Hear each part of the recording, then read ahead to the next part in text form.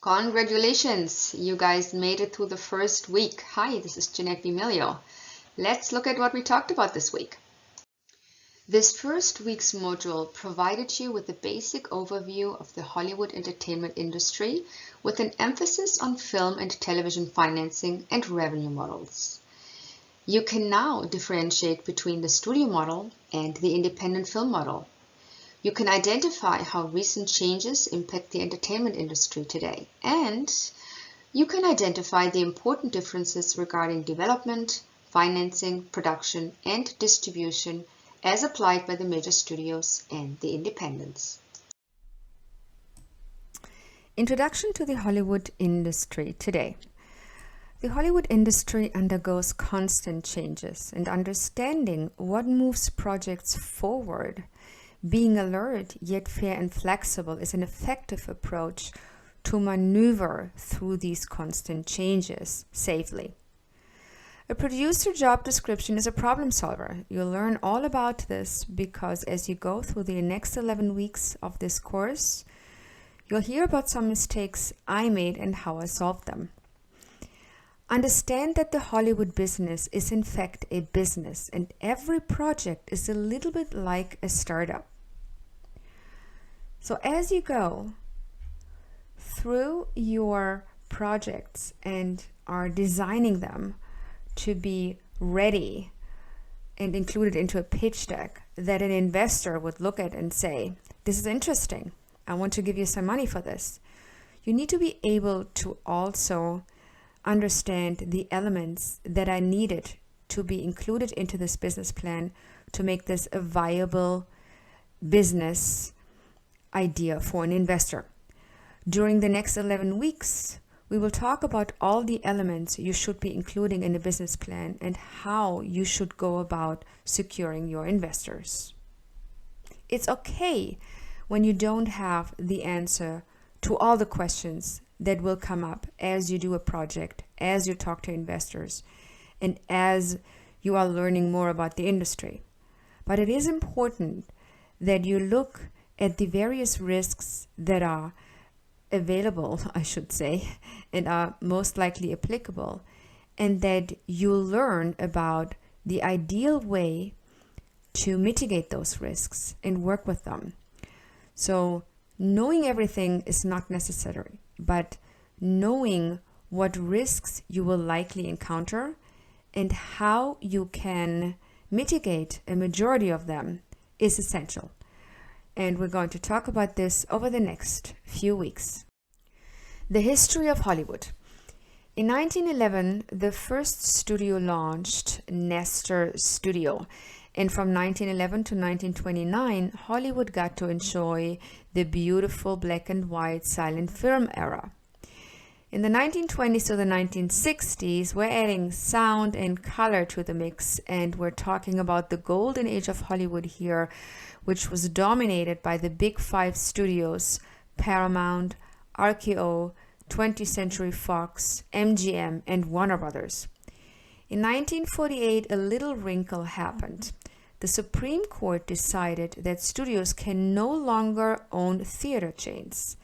Until that point, studios controlled the entire value chain of a film, the development, production, and distribution. With this change, one revenue source was being reduced, and now the studios had to deal with exhibitor owners that now owned the theaters. In the 1950s to the 1960s, we're talking about the golden age of television. This is when the studio started to produce television content.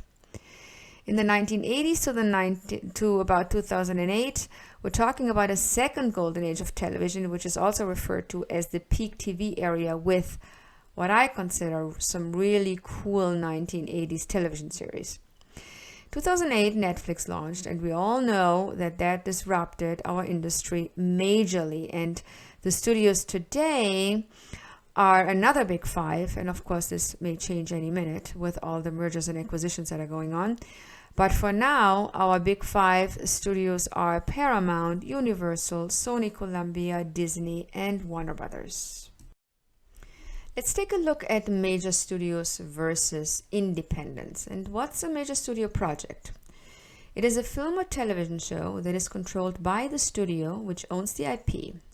It is a project that is developed, produced, financed, and distributed by the studio. So the studio distributes the film in the theaters, online on their streaming platform, and on video on demand and television. And what's an independent project? That's a film or television show that is controlled by the producer who owns and or controls the IP. It's a project that is developed, produced, financed independently by the producer who would raise the funding from various sources to cover the production costs. The producer would not go ahead and distribute the film into the theaters and on TV and on streamers, but in fact, the producer would manage the distribution rights by engaging a sales agent or a distributor. Major studio finance models include high-budgeted tentpole films based on established IPs. These are IPs that often come with a built-in audience, like an IP based on a comic, DC comic or Marvel, for example, or based on a book like Harry Potter. The major studios finance large scope films, which usually come with large budgets. And of course, the major studio deals with very high distribution costs, for example, for print and advertising campaigns, which are important to announce the release of the film and create a buzz and awareness for the film as it's being released into the theaters. The distribution revenues that are achieved by the studio through their box office and revenues through distribution licenses and merchandising are often used to fund the in-house departments, which I refer to as profit centers.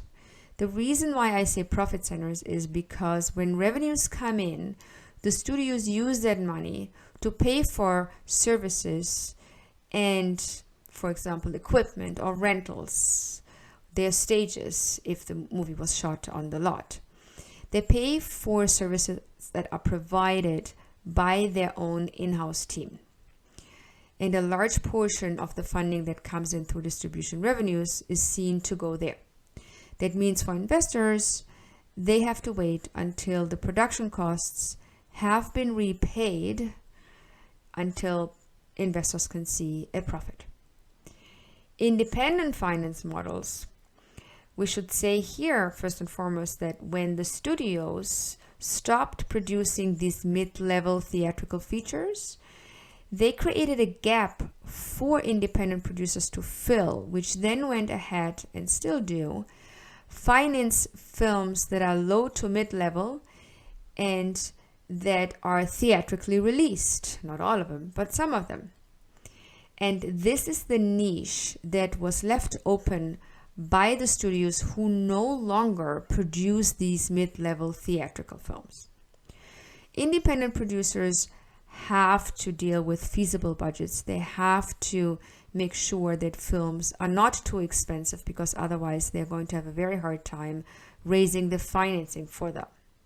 And of course, independent producers deal with much lower distribution costs because they are not the ones who actually generate a marketing campaign and pay for a marketing campaign, for example.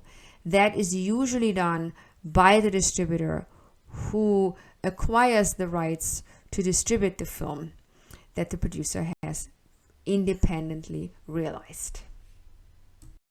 Let's take a closer look at the major studio finance model versus the independent finance model. We did mention just a minute ago that major studios control the IP production and distribution. They also control the revenue flow. We also talked about distribution.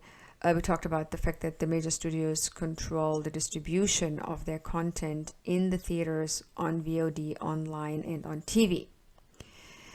I did mention that some of the revenues that are deriving from distribution and merchandising are used to cover production costs, which are generated by certain departments the studio controls, meaning in-house departments. That's what I mean when I say studios earn money by spending money. Every time they produce a movie, they get to charge production fees and studio fees and lot fees and equipment fees. Every time they release a film, they get to charge distribution fees.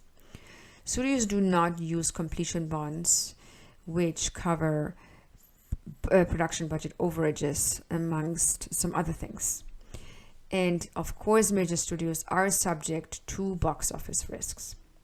The independent producer must run a cost-efficient production, must apply a feasible budget in order to meet the market demand and in order to finance a film that the market can bear. Independent producers do control the IP and they license distribution rights. They're not the ones to go out there to actually distribute their film in theaters, on VOD, online, or TV. That is done by the distributor who acquired the distribution rights for the film that the producer produced.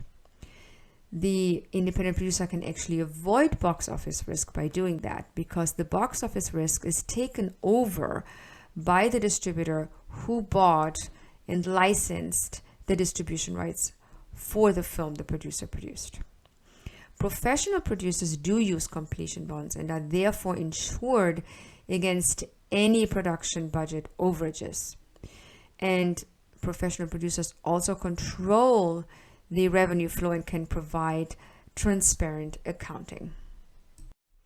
Mini major studios.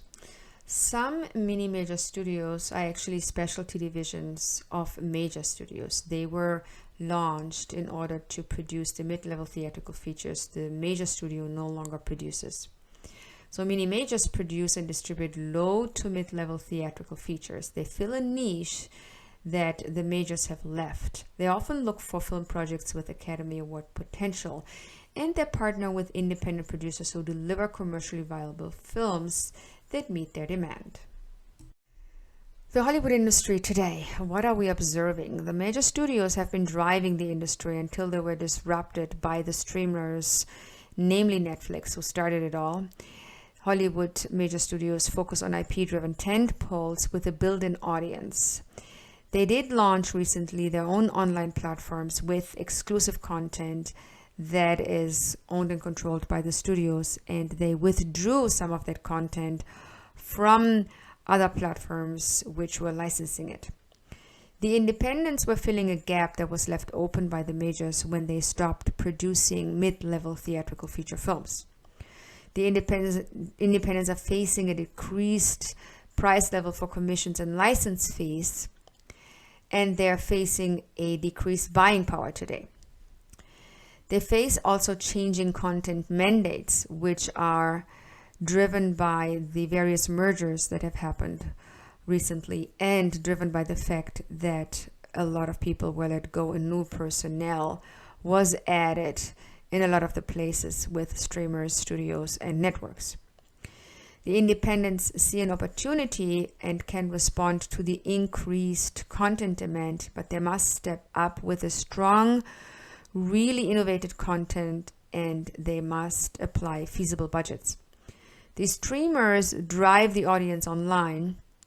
They have made it a point to contract A-level talent exclusively, and they are creating their own in-house talent pool by also creating their own cast. They are no longer, they are still hiring A-level talent, but they are creating their own kind of A-level talent in order to avoid paying these high fees to expensive A-level cast and showrunners. So they're creating their own. They create bingeable content and create content that is specifically designed for their respective audience. The networks have lost audience to the streamers, and the decreased ad revenues that are connected to the loss of audience is the reason why the independents are facing decreased price levels for commissions and license fees and are facing decreased buying power today. The decreased funds for acquisitions and commissions are creating a lot of pressure for the networks to create and be part of what they call a content war by creating their own content in-house and producing expensive TV shows, hiring A-level talent, and hiring A-level writer-directors to create their own content. This is the way, this meaning the content war, is the way the networks are competing with the streamers. And of course, the networks also launch their own online platforms and place their own content there in order to compete with the independent streamers. The action items for this week include to submit quiz 1 by Sunday and to log on to the discussion board to see if there is a discussion due this week, which would also have to be submitted by Sunday. Thank you. This was the summary for our week 1 industry overview. If you have any questions regarding this or the course material or the quiz or the assignments or the discussions, please feel free to reach out to me via the Canvas inbox. You can also set a time for office hours, which are announced on the Canvas calendar as well. You can sign up there for an office hour slot, which is done through a one-on-one live Zoom meeting. I'm looking forward to meeting you, and you'll get the next summary for the next week next week.